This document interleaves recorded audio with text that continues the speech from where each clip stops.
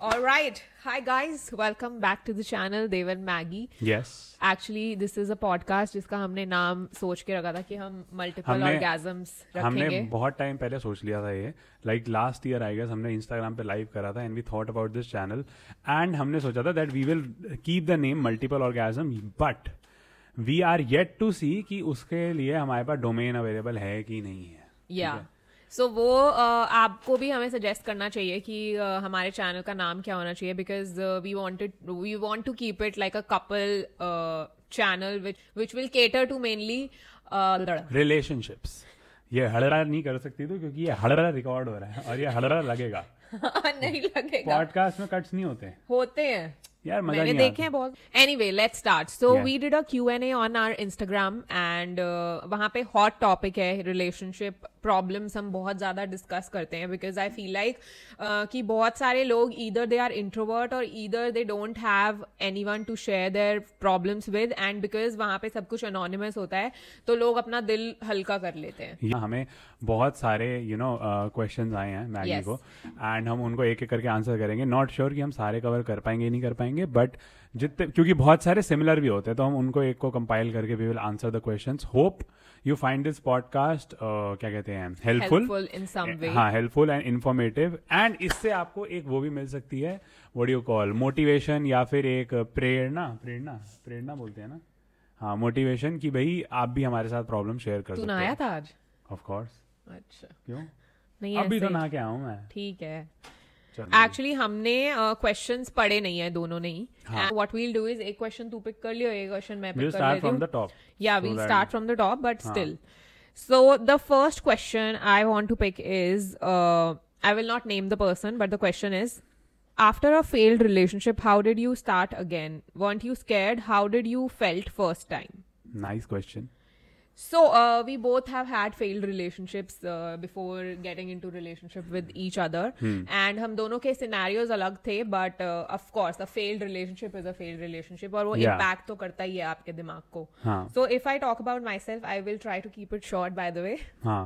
If I talk about myself, मेरे को तो बहुत सारे inhibitions थे and I feel like शादी होने के 1-1.5 साल 2 साल तक भी धीरे धीरे मैंने उनको ओवरकम किया है and Devansh has help me a lot. मतलब वो ऐसी चीजें थी जो कि मुझे भी नहीं पता थी कि मेरे वो जो आपके ना नेचर में आपके बिहेवियर में आ जाती हैं वो चीजें.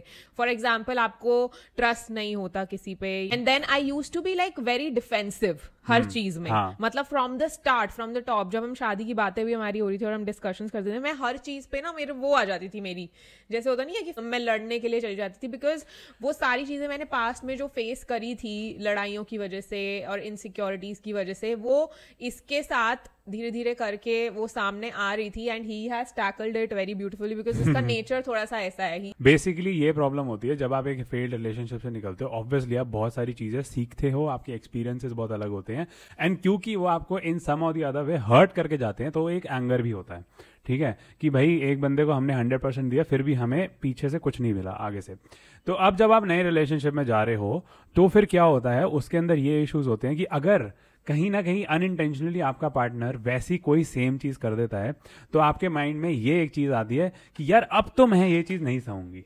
ठीक है, now this will not happen to me again. मैं एक चीज बेयर कर चुकी हूँ. तो वो तुम्हारा पीछे का पास्ट का एंगर मल्टीफोल्ड होके दूसरे पार्टनर पे निकलता है कि तू कौन है और मतलब तू अब मेरे साथ ऐसा नहीं कर सकता. मैं ये चीज है जो क्यों बेसिकली आपके अराउंड एक वॉल्स आप क्रिएट कर लेते हो कि आप किसी को उस बाउंड्री के अंदर आने ही नहीं देते कि वो आपको किसी भी तरीके से हर्ट कर सके इम्पैक्ट कर सके आपके दिमाग को.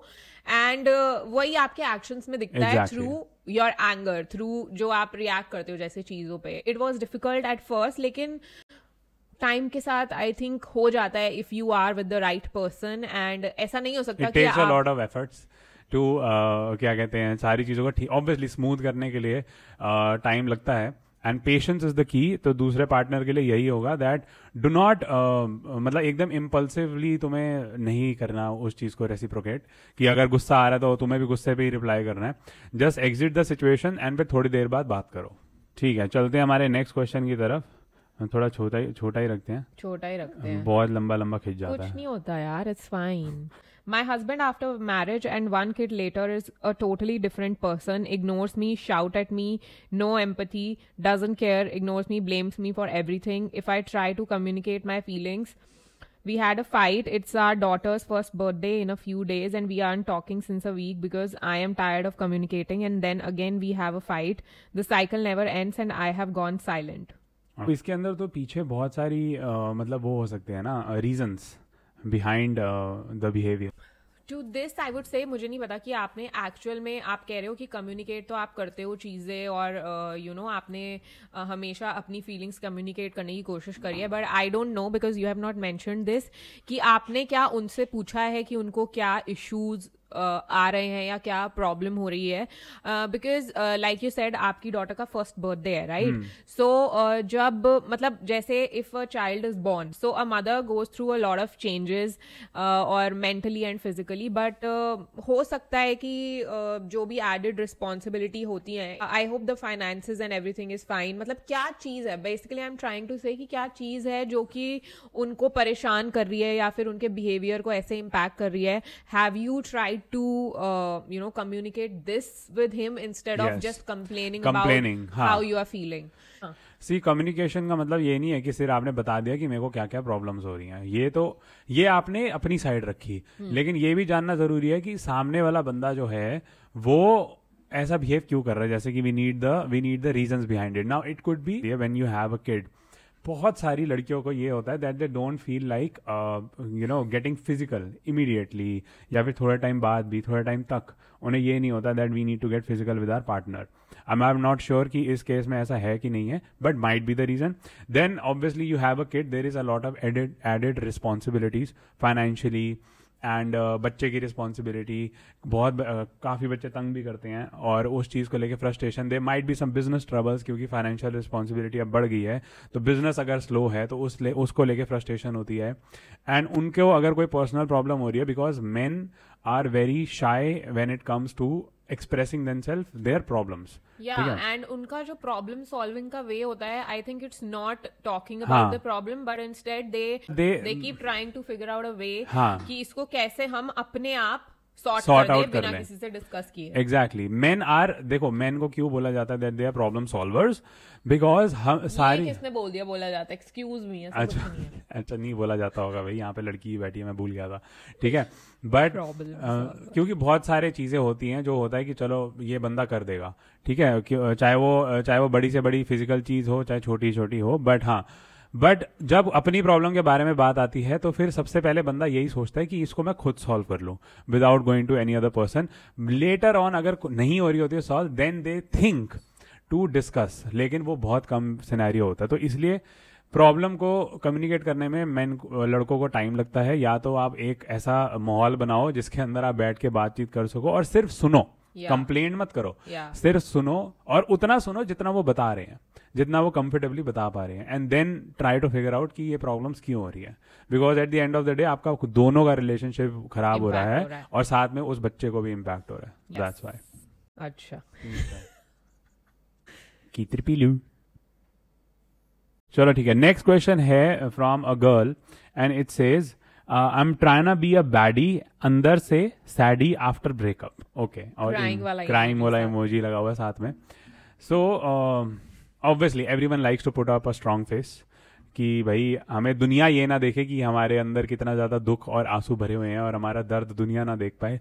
सब करते हैं वो, ठीक है. They want to make your themself look strong. But एक मैं बात बोलना चाहती हूँ, सॉरी टू कट यू. तो मेरे को याद है जब मुझे स्टमक इश्यूज हो गए थे, although I was going through a discomfort you know in my body, but the doctor and everybody kept telling me to stop thinking about it. So basically इसका मतलब क्या था कि you are tricking your mind that you know everything is fine and कुछ भी नहीं हुआ, and you are thinking positive, and you know that's said to be the power of your mind. कैसे आप जो सोचते हो वो एक्चुअल में हो जाता है. पुटिंग अप अ स्ट्रांग, हाँ दैट वर्क्स. एंड यस, जैसे कि हर चीज में बोला जाता है कि हर एक चीज में आप उस चीज का अच्छा देखो, ठीक है. अगर कोई नेगेटिव चीज हो रही है तो उसके अंदर से भी आप एक अच्छी चीज उठा के देखो, वो आपके माइंड को पॉजिटिव, ये हमारी माइंड ट्रेनिंग होती है जैसे कि आप अपने माइंड को जैसे प्रिपेयर करोगे वैसा आपकी बॉडी रिस्पॉन्ड करेगी, ठीक है, क्योंकि सारी चीजें तो आपके हाथ नहीं है ना जो आप कर रहे हो. तो putting up a strong face is fine. Initially, it could be difficult, but then it will start becoming a way of your life and way of your being. मतलब आपको धीरे धीरे ऐसे पता भी नहीं चलेगा कि वो आपके लिए नॉर्मल हो जाएगा. एंड ऐसे ही चीजें वर्क करती है और ऐसे ही आप बुरी चीजों को, ब्रेकअप्स को ओवरकम कर सकते हो, इन माई व्यू. एकदम बात ठीक है. सेकेंडली, मतलब अगर आप if you are just putting up a strong face कि भाई मेरे को आप कोई फर्क नहीं पड़ता है, so put that in a positive manner only. ये नहीं कि नेगेटिवली आप उसके भाई मैं तो अब ऐसी ही बन गई हूँ, लाइक पत्थर दिल नहीं बनना है, ठीक है. Basically you need to have that soft soft side of your heart as well, of your emotions. लेकिन keep it protected. हाँ, keep it protected till the time, मतलब protected तो हमेशा ही रखो, लेकिन also try to explore your options, क्योंकि जब तक आप बाहर जाके explore नहीं करोगे you won't find another person if you want another person. but अगर नहीं चाहिए तो आपके ऊपर है, बाकी सब तरह. हाँ, take your time, आराम से. Don't rush into things, don't rush into a rebound. Once you have a breakup, feel the feelings that you're feeling right now, ठीक है, and put up that face. And also yeah, sorry to cut you. And also ये भी देखो कि गलती कहाँ थी. बहुत लोग ये नहीं रियलाइज करते हैं कि भाई अगर उसने डम करा, उसी की गलती है. हाँ तो हाँ वही ना कि ऑब्वियसली उसी की गलती है. नहीं, हो सकता है मतलब तुम्हारी भी कहीं ना कहीं गलती रही होगी. ताली दो हाथों से बचती है. Unless it's a case of like pure cheating. हाँ. I feel like when your relationship get toxic, तो most of the cases में दोनों partners are like not good for each other. That was the case with me also, कि हम दोनों ही एक दूसरे के लिए सही नहीं थे. Exactly. तो कभी कभी ये भी हो जाता है. Yeah. हर एक चीज का यार, हर एक चीज का रीजन होता है. हर एक चीज का रीजन होता है. वो क्या रीजन होता है वो आपको बात करके ही पता लगता है. Taking the next question, should the context of equality be a mindset of partners in a relationship? Okay, I believe it's a very nice question. And देखो इसके बहुत सारे सिनेरियोज हो सकते हैं first of all, but I formally believe yes, equality होनी चाहिए relationship में, चाहे वो फाइनेंशियली हो या जैसे मर्जी हो, इक्वालिटी बिल्कुल होनी चाहिए. बिकॉज वॉट सी देर जो एक मिसकंसेप्शन बनी हुई है इन द माइंड, बिकॉज जब एक बंदा, फाइनेंशियल की बात कर रहा हूँ, फाइनेंसेस की बात कर रहा हूँ, जब एक बंदा पैसे कमाता है, so he thinks that he is earning to make his and his family's life better, because वो समझते हैं कि आपके अपने ऊपर एक रिस्पॉन्सिबिलिटी आ गई है. But in the same way when a women starts to earn independently, खुद financial independent जब हो जाती है, then it becomes that we are financial independent and we will do whatever we want for ourselves. So ये जो mindset है, this is very wrong. मतलब कि see, जब एक लड़का पैसे कमाता है, वो फैमिली के लिए कमा रहा है, and he is openly accepting it that I want to make their everyone's life better. जब एक लड़की पैसे कमाती है तो उनके माइंड में कहीं ना कहीं ये आता है that I M financially independent, मेरे को अब किसी की जरूरत नहीं है. तो ये सही है, इसमें गलत क्या है? See this is the attitude which is wrong. Why? बता रहा हूँ this is the attitude which is wrong. क्यों? जल्दी बता. अच्छा ठीक है. छोड़ने में मजे आते हैं. अबे नहीं, ये आन दे. तो men do love the women who love मतलब अपने आप काम करती हैं, अपने आप अर्निंग करती हैं, सब कुछ अपने आप होता है, ठीक है, एंड फाइनेंशियली इंडिपेंडेंट है. But the attitude that we do not need men and मतलब हमें तो किसी की जरूरत नहीं है, हम पैसा कमा रहे हैं, हम सब कुछ अपने आप कर लेंगे, ये एटीट्यूड बहुत एक नेगेटिव एटीट्यूड है. Because what are you doing when you are earning your money? What are you doing? You are doing your own chores. आप सारी चीजें खुद कर रहे हो, आप पैसा कमा रहे हो, आप खर्च रहे हो, आप घूम रहे हो, सब कुछ कर रहे हो. यू आर डूइंग एक नॉर्मल एडल्ट जो काम कर रहा है, आप वही काम कर रहे हो when you are earning money, ठीक है. सो इक्वालिटी का मतलब ये है भाई तू भी पैसे कमा रहा है, मैं भी पैसे कमा रही हूं, अब हम देख लेते हैं हमने फाइनेंसेस को कैसे सॉर्ट करना है. If there is a let's say there is house hold expenses, उसको हम हाफ डिवाइड करेंगे, कुछ भी होगा सब कुछ आधा आधा करेंगे. जैसे अभी तक ये एक्सप्लेन नहीं करा कि वो माइंडसेट गलत क्यों है. क्योंकि अच्छा, जब एक लड़का पैसे कमाता है तो वो ये तो नहीं बोलता कि अब मुझे किसी की जरूरत नहीं है, वो तो बल्कि ये बोलता है जब एक लड़का पैसे कमाता है कि अब मैं एकदम स्ट्रेस फ्री हूं, मैं रिस्पॉन्सिबिलिटीज को अपने अच्छे से फुलफिल कर सकता हूँ, और कल को मेरी शादी भी होती है तो मैं बाकी चीजों का भी ख्याल रख सकता हूँ। लड़के के माइंड में कभी ये नहीं आएगा कि now I am financially independent, I don't need वो एनीवन। इसलिए नहीं आता उसके माइंड में बिकॉज उसने बचपन से कभी भी अपने फादर को, अपने ग्रैंडफादर को, या अपने आसपास जितने भी लड़के हैं उनको कभी भी इस प्रॉब्लम से निकलते हुए नहीं देखा कि आपको कोई प्रॉब्लम आ रही है जब आपके पास पैसे नहीं है। एज इन अगर तू रोल रिवर्सल कर दे, तुमने कभी ये नहीं देखा कि यार एक मतलब the mother of the family is earning bread and then you are sitting at home, and जब आपको पैसा चाहिए तो आप सुन रहे हो 10 बातें and all of that, you are dependent on that. Exactly. तो जब आपने ये देखा ही नहीं है, इसीलिए आपका माइंडसेट ऐसा होता है बचपन से ही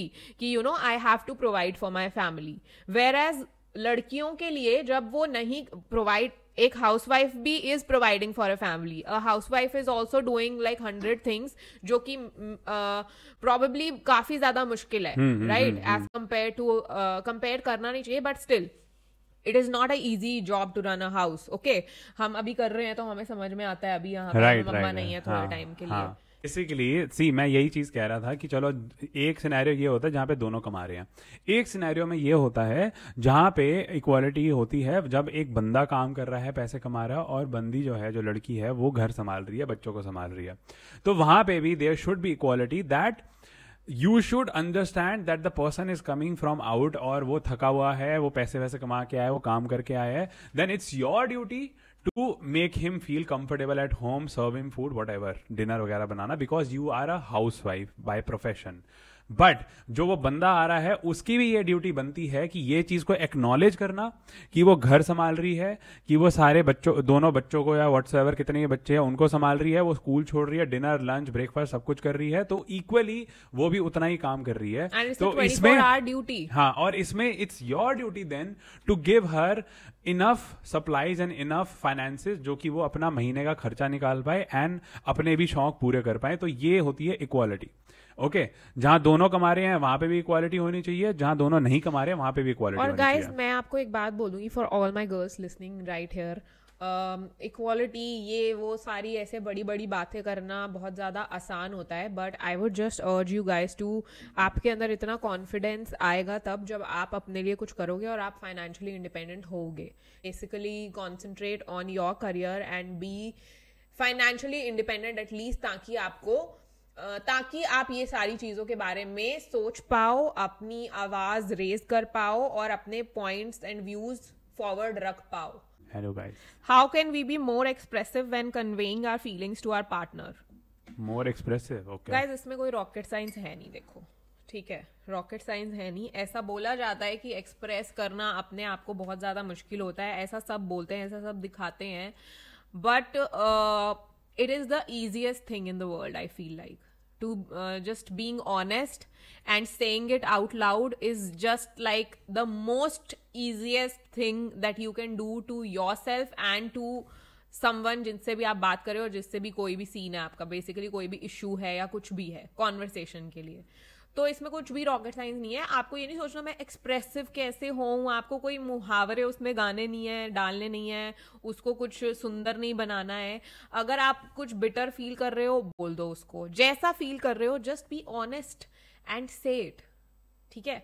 थोड़ा सा मुश्किल आपको मे बी हेजिटेशन हो सकती है यू नो चीजें बोलने में और चीजें करने में initially, but just think about, I think keep yourself first and just think about it as a way of, you know, freeing your mind and decluttering your mind. अगर आप इस तरह से सोच लोगे तो भी आपके लिए I think थोड़ा सा और ज़्यादा easy हो जाएगा। वैसे Devansh is not very expressive, so I would request him to shed some light on this कि कैसे ये express नहीं कर पाते हैं अपनी feelings को। So जब आप ये सोचते हो कि चलो express करना है या फिर communicate करना है अपने partner से, बहुत सारी चीज़ें हो जाती हैं कि अब आप डिपेंड करता है कि आपको क्या चीज़ बतानी है, ठीक है। आपको कुछ भी बोलना, अगर आपको लग रहा है कि यार ये बंदा इस चीज़ को कैसे लेगा या फिर कैसे रिएक्ट करेगा, तो फिर वो एक्सप्रेसिंग नहीं हो पाएगी, क्योंकि आप यही सोचते रह जाओगे कि यार ये चीज़ लड़ाई में ना बदल जाए, ये चीज़ आर्ग्यूमेंट में ना बदल जाए, तो फिर वो नहीं हो पाएगा. So basically this is one thing that might stop a person in expressive, है ना? Yes. Expressing कि सामने वाला कैसे रिएक्ट करेगा. वही फिर जो मैंने बोला है कि यार आप अपने बारे में सोचो, अपने दिमाग को डीक्लटर करने के बारे में सोचो, अपने आप को हल्का करने के बारे में सोचो, and do not think about, बोलने से पहले अगर आप ये सोच रहे हो कि यार कैसे सामने वाला रिएक्ट करेगा, उसका रिएक्शन कैसा होगा, उसको मैं कैसे बेटर बना सकता हूँ, उसको मैं कैसे शुगर कोट कर सकता हूँ, तो आप एक्सप्रेस कर ही नहीं रहे हो अपने आप को. राइट. डोंट थिंक, से इट. ठीक है, फिर ये बहुत बढ़िया चीज़ है वैसे कि बोल दो, फिर देखी जाएगी. अपने बारे में सोचना है. हाँ, अपने सेल्फिश होके बोल दो, ठीक है. सेल्फिश होके बोल दो कि मेरे भाई अपना दिमाग खाली करो और अपना स्ट्रेस जो है ना निकाल दो और दूसरे पे डाल दो. वो अब डिपेंड करता है, वो अब डिपेंड करता है, अगेन वो अब डिपेंड करता है कि वो बंदा उस चीज को स्ट्रेस में लेता है या फिर वो बंदा भी उसी माइंडसेट से लेता है कि अब उसने कुछ बात शेयर करी है तो let's just talk it out और उसको क्लियर करते हैं. अगर वो बंदा स्ट्रेस में ले रहा है देन तो फिर यू नो कि आगे से उस बंदे से अगेन कम्युनिकेट करने में बहुत ज्यादा दिक्कत है. ठीक है, फिर धीरे धीरे तुम 3-4 बारी कम्युनिकेट करोगे, चौथी बार तुम खुद ही रहने दोगे कि चल छोड़ इसको, परे करो. लेकिन अगर उस बंदे ने पहली बारी में या दूसरी बारी में ठीक तरीके से लिया देन यू नो कि अब चलो सही है सब कुछ, अब आराम से हम बात कर सकते हैं. सो दोनों तरफ से इक्वल वो होना चाहिए reaction. Next question, is fighting more in a relationship normal? Okay, so अगर जहाँ पे हम रिलेशनशिप की बात कर रहे हैं ऑफ कोर्स तो ऑपोजिट जेंडर की बात करेंगे. अगर एक लड़का और एक लड़की हैं, ठीक है, चाहे दो ह्यूमन बीइंग हैं, तो ऐसा तो हो नहीं सकता ना कहीं पे भी कि उनकी हर एक चीज में जो उनके व्यूज हैं वो एकदम सेम होंगे. कहीं ना कहीं तो कॉन्फ्लिक्ट आएगा ही. किसी भी छोटी छोटी एक मतलब एक कपड़े को कलर को लेके कॉन्फ्लिक्ट आ सकता है, एक फोन को लेके कॉन्फ्लिक्ट आ सकता है.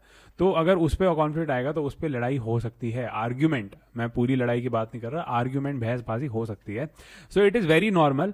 अगर बहुत ज़्यादा हो रही है, जैसे कि बीच बीच में हमारी भी कभी कभी ऐसा हो जाता है ना, जैसे हफ्ता हो गया बहुत ज़्यादा लड़ाइयाँ हो रही हैं, तो फिर हम दोनों को रियलाइज़ हो जाता है ये चीज़ कि यार कि मैगी या मेरे को बोलते देवांश हमारी बहुत ज़्यादा लड़ाइयाँ हो रही है, या मैं बोलता हूँ कि यार बहुत ज़्यादा लड़ाई हो रही है, बहुत इरिटेट हो रहे हैं हम एक दूसरे से. So what you can do is take a little time off. ठीक है, take a little break from, ऐसे ब्रेकअप नहीं करना है, ठीक है, take a little time and give some space to each other. कभी बेसिकली टेकिंग टाइम मींस कि और लोगों के साथ टाइम स्पेंड करो अपनी लाइफ में, ठीक है, और जगह पर फोकस करो instead of you know just focusing on the other person. क्योंकि कभी कभी क्या होता है जब आप बहुत ज्यादा इनटू ईच अदर हो जाते हो तो फिर आप उसी चीजों में उलझ के रह जाते हो. Right, there is life beyond a relationship also. वो सिर्फ आपकी एक लाइफ का पार्ट है but it's not your whole life. So just try and maybe go out on a solo date. अगर आपके बहुत सारे दोस्त नहीं है, सोलो डेट क्या मतलब यार, कहीं बाहर चले जाओ, स्पेंड टाइम विद योरसेल्फ. मतलब और लोगों से मतलब ये नहीं था सी अदर पीपल, ऐसा कुछ नहीं था, but just go on a coffee, अपने आप कॉफी पी लो, बुक पढ़, शॉपिंग चले जाओ, जो अच्छा लगता है आपको खाली टाइम में करने का वो आप करो. So this will make you realise कि हाँ यार क्या गलती हो रही थी. आप खुद बैठ के अपने थॉट्स में सोचोगे कि हमारी इतनी लड़ाई क्यों हो रही है, और सेम चीज बोलना अपने पार्टनर को करने के लिए. उसको जो पसंद है करने दो, उसको बियर पीनी है पीने दो, उसको दारू पीनी है, उसको म्यूजिक चाहिए करने दो, उसको अपने पेट के साथ खेलना है, व्हाट्सएवर. लेकिन थोड़े टाइम अपने एक दूसरे से अलग हो जाओ. अगर आपको शादी हो रखी है अपने घर चले जाओ थोड़े टाइम, कोई दिक्कत नहीं. यहाँ पर हम तरीके बताने लगे हैं, बट शी जस्ट आस्क्ड कि is fighting normal in a relationship. It is very normal. It is normal, but having said that, अगर आप एक रिस्पेक्ट की बाउंड्री को मेंटेन करते हुए बहुत ही छोटी छोटी चीजों पे नैग कर रहे हो देन इट्स फाइन. बट अगर आप हर छोटे इश्यूज पर आप नोटिस कर रहे हो कि बहुत बड़ी फाइट्स हो रही है या बाउंड्री क्रॉस हो रही है, then it is not normal. Then it's a red flag. Something is wrong. Something is fishy. And you need to sort that out. Okay, let's take the next question. I'm in a long distance relationship. I love my man, but he hardly gets to talk to me due to his work. And we both don't get enough time to share things. And now I feel very detached from this bond. As I am a person who needs care and wants someone to share things with, we hardly get time to meet and talk. On the other hand, I am getting attracted to one of my friend. Not love for sure, just attraction. So what to do? So this is a case of basically a long distance relationship, है ना, जहाँ पर आप मिलते तो है नहीं और एक intimacy तो आपके बीच में है नहीं. So of course you are craving that and then you are trying to find it somewhere else. that's why वो attraction हो रही है. So I feel like if you have already found, if you have already made out कि आपका आप long distance type के person हो नहीं, ठीक है, और ये चीजें काम नहीं कर रही हैं, so just be honest to your partner and and that. I am not saying कि जिस भी फ्रेंड से आप अट्रैक्टेड फील कर रहे हो immediately you jump into another relationship. Give it time and you know give your self time कि आपको क्या करना है और क्या नहीं करना है, and just don't keep the other person hanging, ठीक है. और दूसरी चीज ये भी हो सकती है, before taking a decision to you know part ways, आप जस्ट ये ट्राई कर सकते हो कि कैसे आप यू नो ज्यादा मिलने की कोशिश कर सकते हो एक दूसरे से, right. Seeing each other more in a long distance relationship. अगर वो चीजें वर्कआउट हो सकती हैं दैट्स फाइन. अगर वो नहीं हो सकती है तो part ways, because you are anyway feeling detached, and be honest about your feelings. If you ask my point of view guys, मेरे लिए मतलब मैं अपना point of view रख रहा हूँ सिर्फ, long distance relationship doesn't work, ठीक है, not at all. मेरे हिसाब से नहीं वर्क कर सकता मेरे जैसे बंदे के लिए. तो मेरा point of view ये है, because एक तो सबसे बड़ी चीज़, तुम्हें नहीं पता सामने वाला बंदा क्या कर रहा है, तुम नहीं ट्रस्ट कर सकते इतना, तुम्हें समझ ही नहीं आएगा, ठीक है, कि कहाँ पे है, क्या है, कितनी इजीली तुम झूठ बोल सकते हो, कितनी इजीली तुम वो डिस्ट्रैक्ट हो सकते हो, जैसे कि आप हो गए हो अभी, राइट. तो वो भी हो सकता है. तो long distance is a big no no. आप सीधा मेरे हिसाब से बोल दो कि नहीं हो सकता. आप ये बोल दो कि मेरे लिए वर्कआउट नहीं कर रहा है. अगर आपको गिल्ट होएगा या कुछ होगा तो सीधा बोल दो मेरे लिए वर्कआउट नहीं कर रहा, एंड देन सी आपके फ्रेंड के साथ कुछ हो रहा है नहीं हो रहा, give it a chance, because ऐसे दोनों ही वर्कआउट नहीं होंगे. Alright, taking the next question, which marriage is better, love or arranged marriage?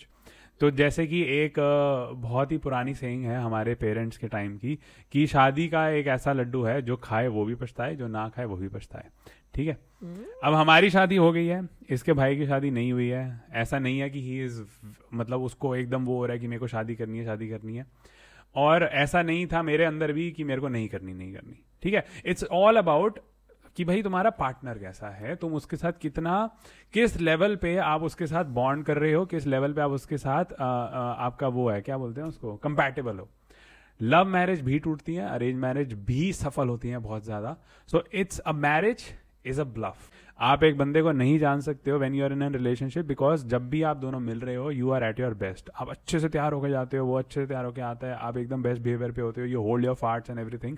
But जब आप शादी में एंटर करते हो, ये हम दोनों ने रियलाइज करा एक दूसरे को शादी करके, फिर आपको अपनी आदतों के बारे में पता लगता है. आपको पता लगता है उसकी क्या अच्छी हैबिट्स हैं, क्या बुरी हैबिट्स हैं, वो स्नोर करता है नहीं करता. Basically what kind of person the other person is. आप इन एंड आउट सारी चीजों को जानते हो, फ्रॉम छोटी छोटी आदतों से लेकर ये भी कि यार आपका जो पार्टनर है वो human being, as a human being कैसा है, you know, just as a human being, is he a good person at heart और नॉट. सो ये सारी चीजें आपको पता चलती हैं, and that's why both of the marriages I would say it's a bluff. Exactly. दोनों ही bluff हैं, दोनों में आपको कुछ नहीं पता. So you just have to give it a chance. And positive रह के तुम्हें ये चीजों को वो करना है कि सही होगा सब कुछ. बट एक एक्सेप्शन इसमें हो सकता है कि अगर आपका जो अगर आप बहुत ही लंबे किसी रिलेशनशिप में रहे हो, लाइक लिव इन में भी रहे हो, मतलब लिव इन में रहे हो, तुम्हें एक दूसरे की आदतों के बारे में पता ही है, देन इट्स मतलब यू आर कॉन्फिडेंट कि अब तो सही होगा ना सब. या अगर वो केस नहीं है and you are just dating for like 1 or 2 years and इतना ही टाइम, मतलब 3-4 साल भी आपने डेट किया है, तो भी you just don't get to you know see and analyse की एक्चुअल में ये चीज जाएगी कैसे.